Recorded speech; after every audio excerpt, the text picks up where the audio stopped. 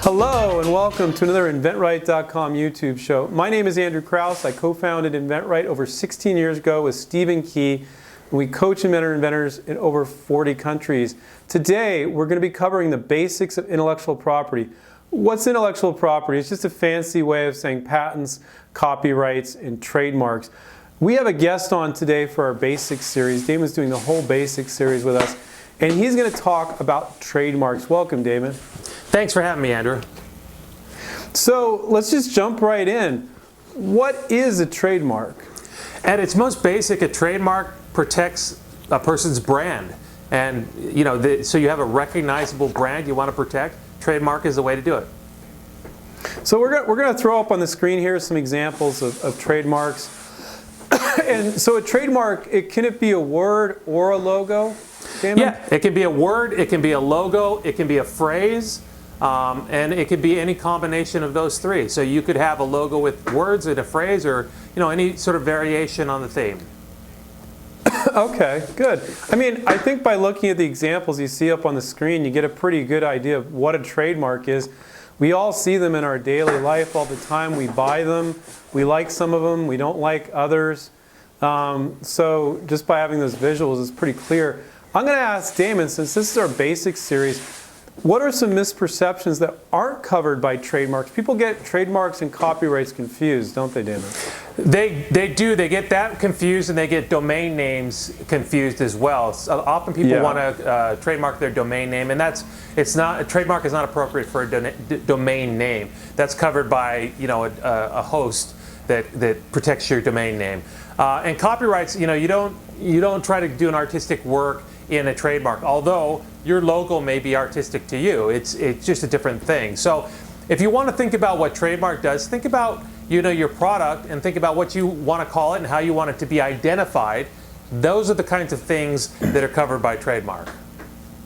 Okay, excellent. So how expensive is it? Is it really expensive, like a patent, to get one? And do I need an attorney or don't I need an attorney? You could do it on your own. This is one of those that's fraught with peril.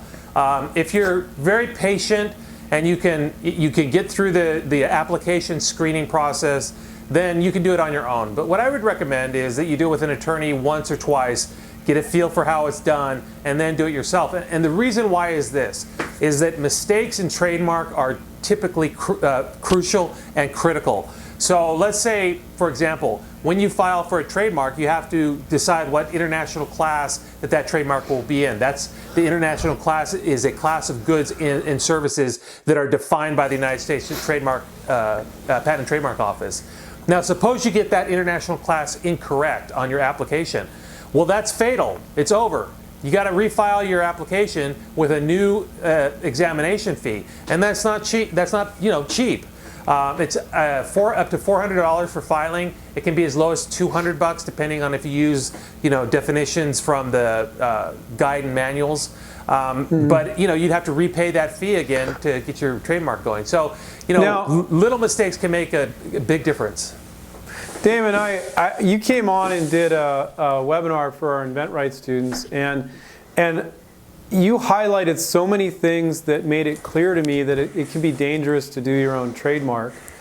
Our students file provisional patents all the time. We can do a great job, can be written in common English. I know you're a big advocate of that. We'll cover that in our other basic series about provisional patents. But with trademarks, that webinar you did was fantastic to show that it may seem really simple, but there's a lot of things you can mess up on.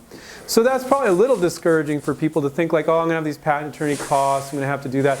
But on an encouraging level, can you talk about, since this is a basic series, the difference between the TM, what I call the common law trademark, correct me if I'm wrong there, and the R, the registered trademark, and how that you can actually have a trademark and actually not pay the Patent and Trademark Office to file one. Again, this is the basic series, but that's one thing people get confused on, the TM and the R. What's the difference? What does it mean? So TM indicates, as you said, it's the common law rights in trademark. So let's say your trademark is buffalo shovels, and buffalo is your mark. So you put TM after that to indicate that you intend to use this as a trademark and that you're taking advantage of common law rights of trademark. So whatever state you're in, you'll get whatever state's common law trademark laws apply to your mark. A circle R is a registered mark on the Federal Register, and that's where you go through the United States Patent and Trademark Office to get your trademark, and that's good throughout the United States. So the difference is common law is local to your state. Federal trademarks are the entire United States. So when you're getting started out, I don't think it's really that necessary that you get a registered trademark. You start out with your state. If your sales go well and things are happening, then get your registered mark. That seems to be a logical way to proceed in my mind. Yeah, I mean, when our students are licensing products, they put that on the sell sheet along with the name, just to put the potential licensee, the company they're trying to sell their idea to, on notice that they plan on protecting it. That's exactly right. That's exactly the right thing to do. And you know what's great about that is it's free, right? Yeah, it doesn't cost you a dime. You just put that little TM in the circle around it, right? That's exactly right. You put that in, and that's what the indication that you want to exercise common law trademark regulations. It's important to. One thing that inventors do, and a lot of people do this, is they get really tied to that name. They come up with a really clever name. They spend a lot of time, and they're like, "Oh, this is the best name ever." Oftentimes, companies will change the name, and oftentimes, you'll go to register your mark, and somebody else has got the mark. So don't get too tied to your name. Just let it go. It's just a name. It's just come up with another one. And the second thing that's really important is that trademarks, a strong trademark is a fanciful trademark as opposed to a descriptive trademark. So, for example, the classic example is Apple Computer. Apples have nothing to do with computers, therefore it's fanciful. It doesn't evoke an image of a computer except for an Apple computer, right?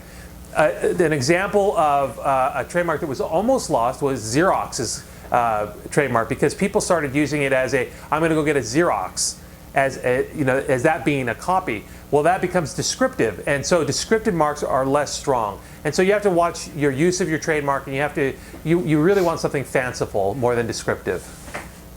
Yeah, people are starting to do that with Google now. I think a lot of people are saying Google's concerned about that. Yeah, they should be. Instead of saying I'll search it on the web, they say I'll Google it. Right. That's exactly right.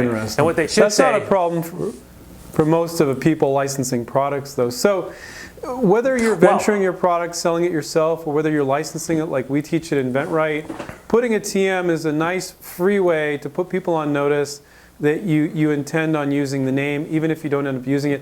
Damon is a very level-headed attorney in that he's saying, look, it may change. If you're licensing it, the company may want to change it.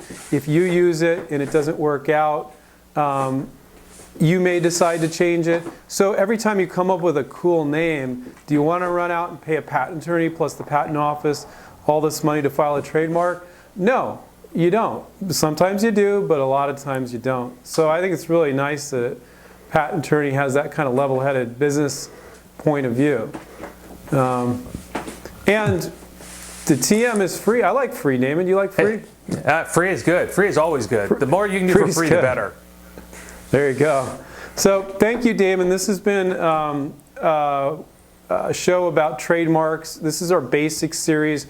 We have one on copyrights, this one on trademarks. We'll have one on provisional patents and patents. So watch the basic series. Watch the whole InventRight TV. Watch Amy Jo's show. Watch David's show. We got a new coach coming on, Howie. He has a show too.